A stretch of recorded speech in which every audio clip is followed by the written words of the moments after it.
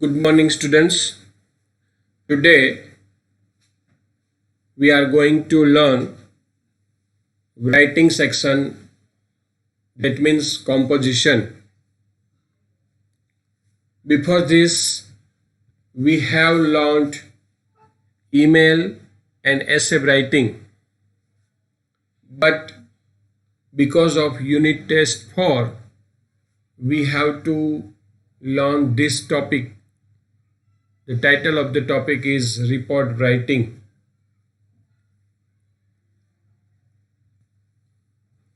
First of all, let me tell you something about report. Here is a question: what is report? Report is a description of past event based on truth. Report એક એવું writing છે, report એક એવું વર્ણન છે કે જે હંમેશા ભૂતકાળની કોઈ ઘટના ઉપર કે જે સત્ય ઉપર આધારિત હોય. ઘટના સત્ય ઉપર આધારિત હોવી જોઈએ અને ભૂતકાળમાં બનેલી હોવી જોઈએ.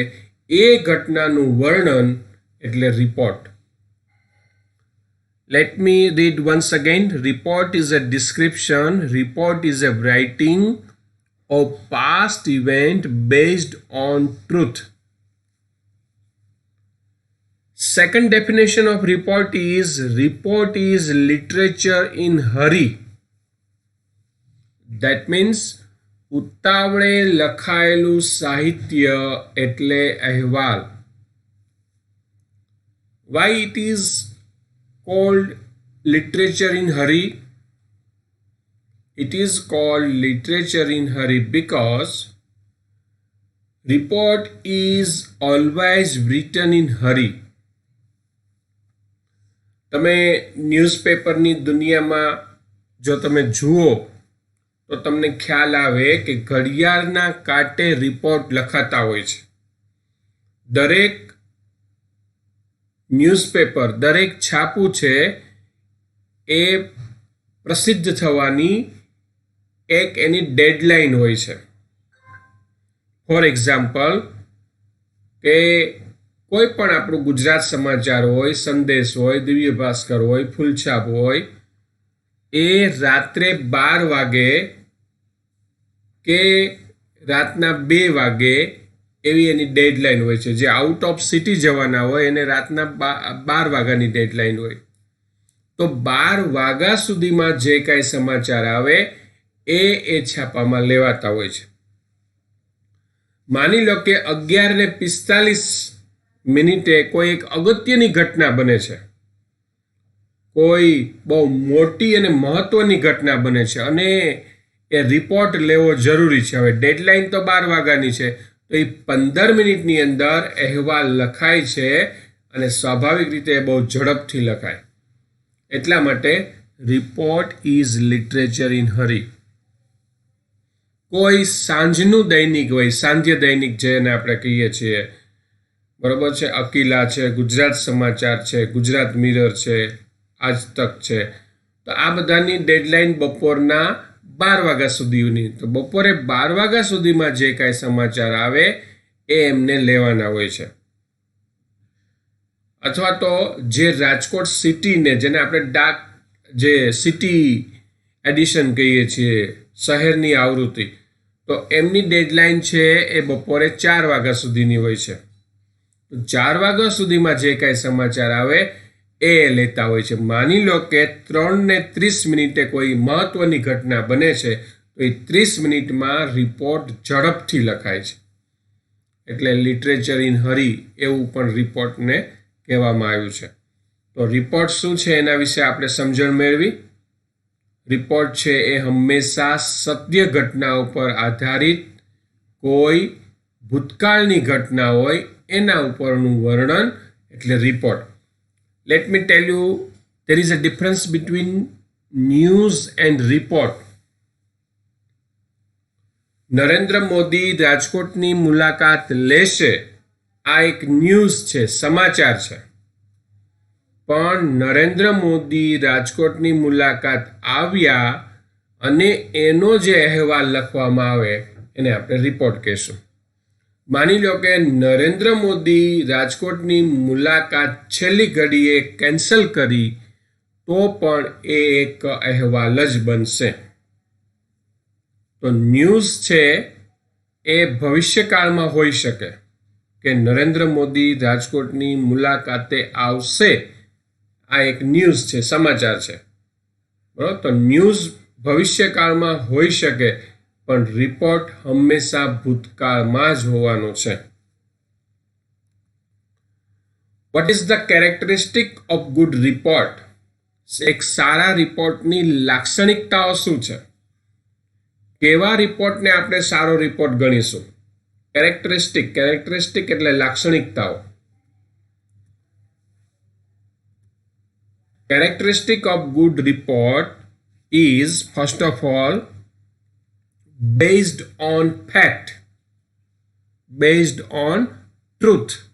હંમેશા સત્ય, હકીકત ઉપર આધારિત હોય. રિપોર્ટ છે એ હંમેશા સત્ય ઉપર આધારિત હોય, હકીકત ઉપર આધારિત હોય. હકીકત હોવી જોઈએ, સત્ય હોવું જોઈએ.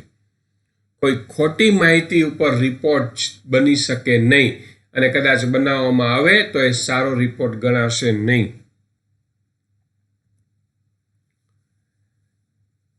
Good report is always in past tense. અગાઉ વાત આપણે જે કરી એ મુજબ કે રિપોર્ટ છે એ કોઈ બનેલી ઘટનાનું વર્ણન છે. ઘટના બની ગઈ છે, એક્સિડન્ટ કોઈ બન્યું પછી જ તમે રિપોર્ટ લખી શકો. કોઈ 3 માળના બિલ્ડિંગમાં આગ લાગી પછી જ તમે રિપોર્ટ લખી શકો. આપણે એવું ન કહી શકીએ કે અહીંયા એક્સિડન્ટ થશે, રાજકોટ ગોંડલ હાઈવે ઉપર એક્સિડન્ટ થશે, એવું આપણે ન લખી શકીએ. આપણે એવું ન કહી શકીએ કે 4થા માળમાં આગ લાગશે. બરાબર, આગ લાગી, શું નુકસાન થયું, કેટલી જાનહાનિ થઈ, આ જે અહેવાલ છે એને રિપોર્ટ કહેવાય. That's why a good report is always in past tense. Accident બને પછી શું ઘટના બની છે, કેટલા લોકોને ઈજા પહોંચી છે, કેટલા લોકો ગંભીર રીતે ઘવાયેલા છે, કેટલા મોત થયા છે, આ બધો અહેવાલ લખીએ ત્યારે રિપોર્ટ બને. That's why good report is always in past tense. The report must be short and sweet. એટલે કે રિપોર્ટ એવો હોવો જોઈએ કે જેની અંદર બધી જ વિગત આવી જાય અને સાથે સાથે એ એકદમ ટૂંકમાં પણ હોવો જોઈએ. How is it possible? એ કેવી રીતે શક્ય બને કે ભાઈ તમારે બધું ટૂંકમાં લેવું છે અને એમાં બધી વિગત પણ આવી જાય? તો writing report writing is an art. એક કલા છે, અને એ જ સારા રિપોર્ટર કહેવાય કે જે ઓછા લખાણમાં બધી વિગતો આપી શકે. શું કામ ઓછું લખાણ? હવે છાપાની અંદર તમે જુઓ છો કે તમે કોઈ એક શ્રદ્ધાંજલિ રૂપે કોઈ તમે આપો, કોઈને શ્રદ્ધાંજલિ આપો તો પણ મીડિયમ સાઇઝનું છાપું હોય તો 500 રૂપિયા જેવો ખર્ચ થતો હોય છે. હવે જ્યાં એને એક ખાલી શ્રદ્ધાંજલિના 500 રૂપિયા મળતા હોય, એને એડવર્ટાઇઝમેન્ટના લાખો રૂપિયા મળતા હોય, તો તમારો લાંબો રિપોર્ટ લખી અને શા માટે એ ન્યૂઝપેપરની જગ્યાનો બગાડ કરે, શા માટે ખોટનો ધંધો કરે? બરાબર, એને તો ઘણું બધું મહત્ત્વના સમાચાર આવતા હોય છે, એને મહત્ત્વની જાહેરાતો આવતી હોય છે જેના એને ખૂબ જ રૂપિયા મળતા હોય છે. તો શા માટે તમારો લાંબો અહેવાલ છે એ પ્રકાશિત કરે? બરાબર છે, કોઈ મહત્ત્વની ઘટના હોય તો બરાબર છે, પરંતુ આપણા સ્કૂલમાં અથવા તો આપણા કોઈ જ્ઞાતિમાં કોઈ ફંક્શન થયું હોય અને એનો લાંબો રિપોર્ટ આપણે મોકલીએ તો સ્વાભાવિક છે એમાંથી ઘણું બધું કપાઈ જતું હોય છે, એ બધું લેવાતું નથી. તો આપણે રિપોર્ટ એવો આપીએ કે જે એકદમ ટૂંકમાં પણ હોય અને બધી બાબતોનો એમાં સમાવેશ થતો હોય. તો આ એક સારા રિપોર્ટની લાક્ષણિકતા છે.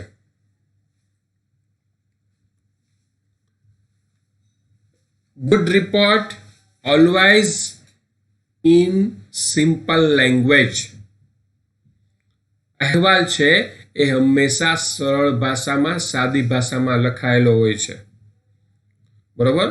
ન્યૂઝપેપર છે એ બધા પ્રકારના લોકો વાંચે છે. જે હાઈલી ક્વોલિફાઈડ છે, જે હાઈલી એજ્યુકેટેડ છે એ પણ છાપાઓ વાંચે છે. ઓછું ભણેલા હોય એ પણ છાપું વાંચે છે. નથી ભણેલા એ પણ બીજા પાસેથી છાપાના સમાચાર સાંભળે છે. તો ન્યૂઝપેપર એક એવી વસ્તુ છે, અમીર હોય, ગરીબ હોય, ભણેલ હોય, અભણ હોય, ઓછું ભણેલું હોય, બધા લોકો એ ન્યૂઝપેપર છાપું વાંચતા હોય છે. હવે જો એમની અંદર રિપોર્ટ તમે એકદમ અઘરી ભાષામાં લખો તો એવું બને કે અમુક જ લોકોએ રિપોર્ટ સમજી શકે. સામાન્ય લોકો છે રિપોર્ટ વાંચી શકે નહીં, સમજી શકે નહીં. તો રિપોર્ટ છે એક એવી ભાષા હોવી જોઈએ કે દરેક વ્યક્તિ, ભણેલ હોય કે અભણ હોય, ગરીબ હોય કે અમીર હોય, દરેક વ્યક્તિ રિપોર્ટ વાંચી શકે એ જરૂરી છે. That's why report must be in simple language. And last one is very important. Report should be in chronological order. Report છે એ હંમેશા ક્રોનોલોજીકલ ઓર્ડરમાં હોવો જોઈએ. ક્રોનોલોજીકલ ઓર્ડર એટલે શું? ક્રમબદ્ધ, 1 by 1. દાખલા તરીકે તમે તમારા સ્કૂલની અંદર સ્વાતંત્ર્ય પર્વની ઉજવણી કરી છે અને એના ઉપર રિપોર્ટ લખાયેલો છે. તો સૌ પ્રથમ બધા chief guest, invited guest, students, staff member બધા ગ્રાઉન્ડમાં એકઠા થશે. સાથે મળી ધ્વજવંદન ફરકાવવાનો કાર્યક્રમ કરવામાં આવશે. ત્યારબાદ રાષ્ટ્રગીત ગાવામાં આવશે. ત્યારબાદ સ્પીચ આપવામાં આવશે. તો આ બધું કરી પછી છેલ્લે મીઠાઈનું વિતરણ કરવામાં આવશે. આખું ક્રોનોલોજીકલ ઓર્ડરમાં હોય છે. પણ એમાં આપણે આગળ પાછળ ન કરી શકીએ. પહેલાં આપણે મીઠાઈનું વિતરણ કરવામાં આવ્યું તો એવું ન લખી શકીએ. સૌથી પહેલાં ચીફ ગેસ્ટ છે એ રાષ્ટ્રધ્વજ ફરકાવશે એ વાત આવશે. પછી ચીફ ગેસ્ટની સ્પીચની વાત આવશે. પછી આભાર વિધિ આવશે. અને છેલ્લે મીઠાઈ વિતરણ કે ચોકલેટનું વિતરણ કરવામાં આવ્યું એવું આવશે. તો ક્રોનોલોજીકલ ઓર્ડરમાં આવે. એમ કોઈ પણ ઘટના છે એ ક્રોનોલોજીકલ ઓર્ડરમાં આવે. સપોઝ કોઈ પ્રાઇમ મિનિસ્ટર છે એ રાજકોટની મુલાકાત આવે છે તો પહેલાં એનું આગમન થશે, પછી એનું સ્વાગત થશે, પછી એમના શબ્દથી સ્વાગત કરવામાં આવશે, પછી વડાપ્રધાન સ્પીચ આપશે, પછી આભાર વિધિ થશે અને પછી વિદાય લેશે. તો આખું આ ક્રોનોલોજીકલ ઓર્ડરમાં છે. તો સારા રિપોર્ટની નિશાની એ છે કે એકદમ ક્રમબદ્ધ રીતે એટલે કે ક્રોનોલોજીકલ ઓર્ડરમાં એ લખાયેલો હોય. Format of the report. એક રિપોર્ટનું ફોર્મેટ છે. ફોર્મેટને ફોલો કરો તો તમે ક્યારેય તમને ભૂલાય નહીં અને સરસ રીતે રિપોર્ટ લખી શકો. એટલે ફોર્મેટનું પણ ખૂબ જ મહત્વ છે. First of all, title or caption. સૌથી પહેલાં તમારે ટાઇટલ આપવાનું હોય છે. The title of the report must be short and sweet. Title છે રિપોર્ટનું એ એકદમ ટૂંકમાં અને સરસ મજાનું આકર્ષક હોવું જોઈએ. Attractive. Title must be attractive. કારણ કે આપણે છાપાના રિપોર્ટ ત્યારે જ વાંચીએ છીએ જો આપણને ટાઇટલ ગમે. પણ રિપોર્ટ સરસ મજાનો લખ્યો હોય અને જો ટાઇટલ તમારું સારું ન હોય તો કદાચ તમારો રિપોર્ટ ઇગ્નોર કરવામાં આવી શકે. બરાબર, એમની પ્રત્યે ધ્યાન ન આપે. પરંતુ રિપોર્ટમાં કદાચ ખામી રહી ગઈ હોય પણ તમારું ટાઇટલ સરસ મજાનું છે તો એ ટાઇટલ વાંચીને ઘણા બધા રિપોર્ટ વાંચવા માટે આકર્ષાય. માટે રિપોર્ટનું ટાઇટલ છે એને કેપ્શન પણ કહેવામાં આવે છે. It must be attractive. ખૂબ જ સરસ હોવું જરૂરી છે.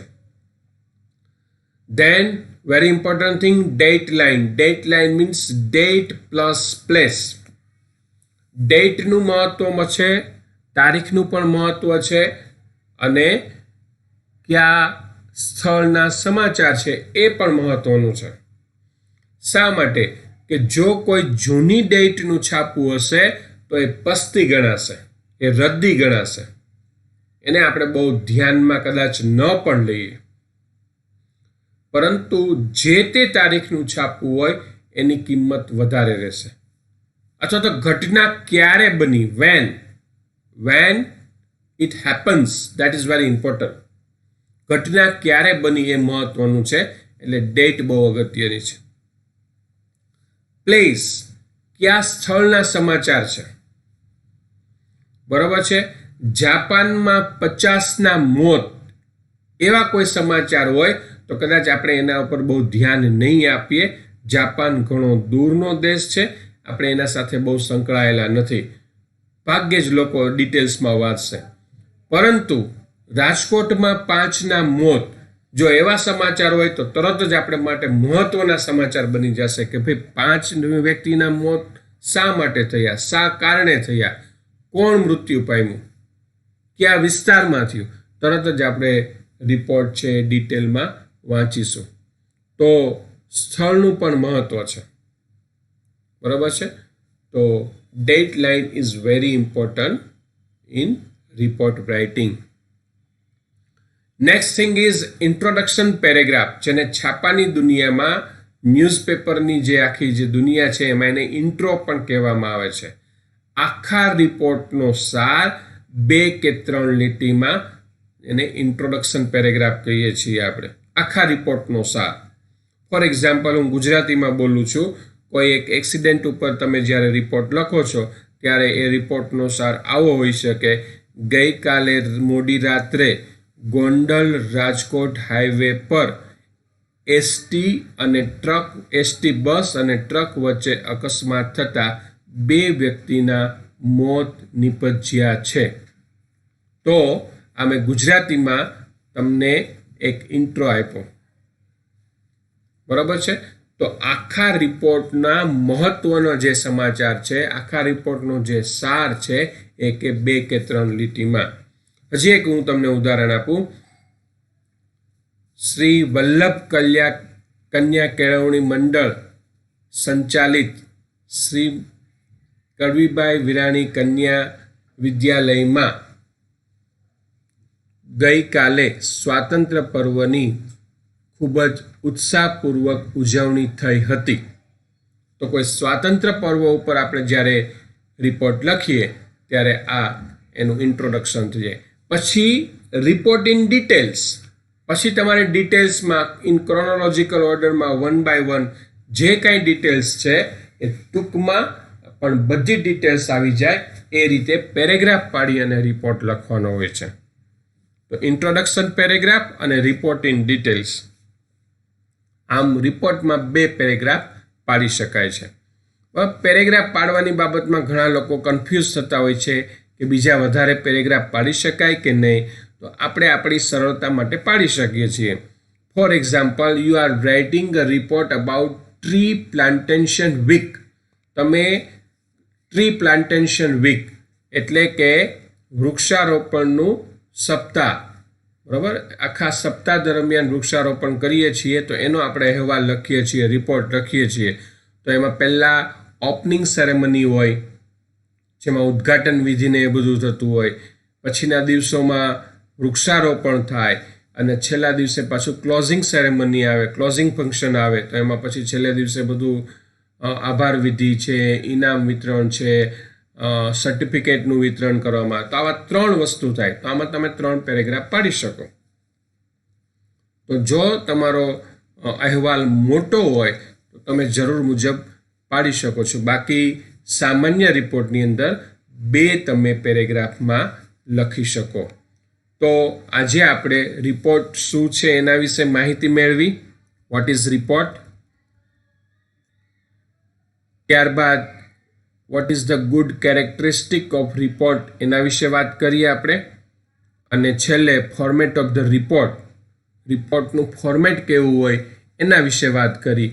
હવે પછીના લેક્ચરમાં હું તમને 2-3 એક્ઝામ્પલ આપીશ અને રિપોર્ટ કેવી રીતે લખાય, કઈ કઈ બાબતોનું વધારે ધ્યાન રાખવું જોઈએ એની આપણે વાત કરીશું. Thank you very much.